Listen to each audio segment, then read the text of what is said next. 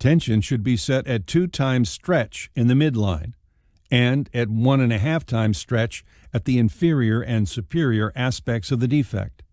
To confirm if 2 times stretch has been achieved, an untensioned portion of the elastomer can be used as a guide.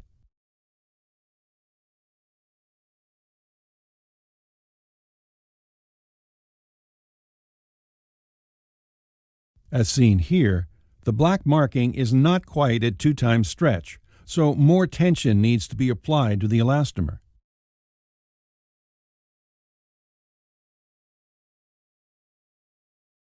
You can also measure the length of the black marking. At 2 times stretch, the black marking should be 12 millimeters in length, which it is here. Continue setting the appropriate tension along the defect.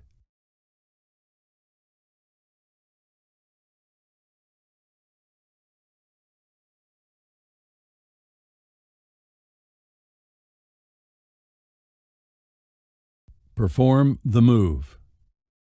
With the initial tension set, it's time to perform the move, also known as the manual medialization of the fascia.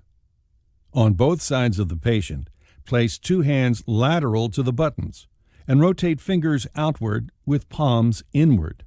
Firmly press inward and upward simultaneously. Gently rock for 10 seconds and release, taking care to avoid any abrupt movements. Complete this a total of 3 times.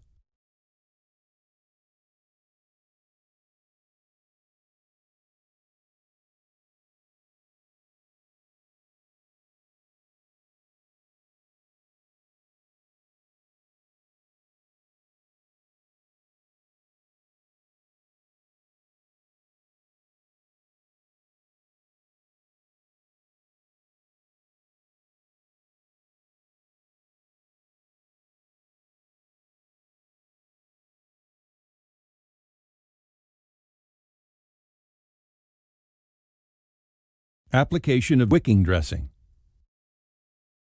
It's time to place the wicking dressing. In this example, Interdry is being used. The wicking dressing placement is extremely important in protecting the skin underneath the button anchors. Cut the dressing into 2 long strips about 4 inches in width. The length of the strips should cover the length of the defect. Using the elastomers as a guide, cut 2-inch slits into the strips, approximately every 3 centimeters.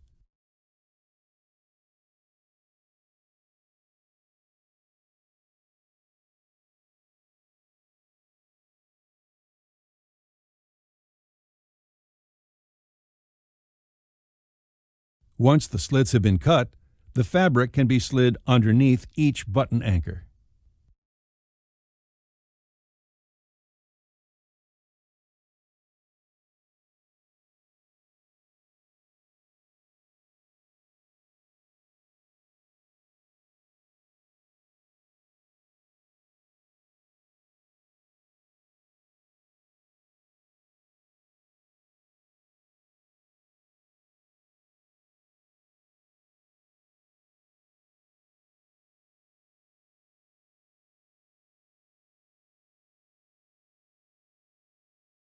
Attach the adhesive button tails. First, peel back the adhesive lining to expose the wire cleat. Gently lift up the button anchor and insert the wire cleat up and over the latch. You should hear an audible click when it is seated properly.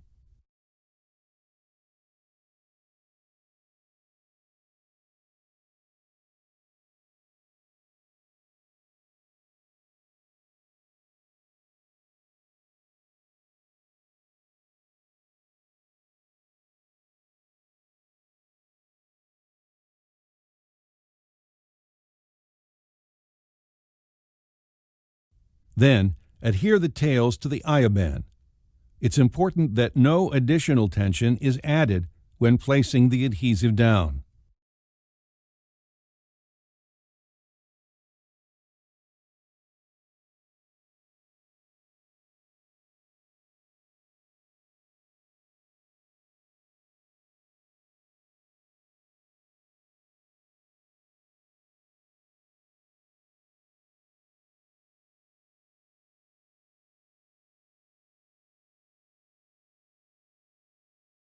The installation of the ABRA abdominal device is now complete.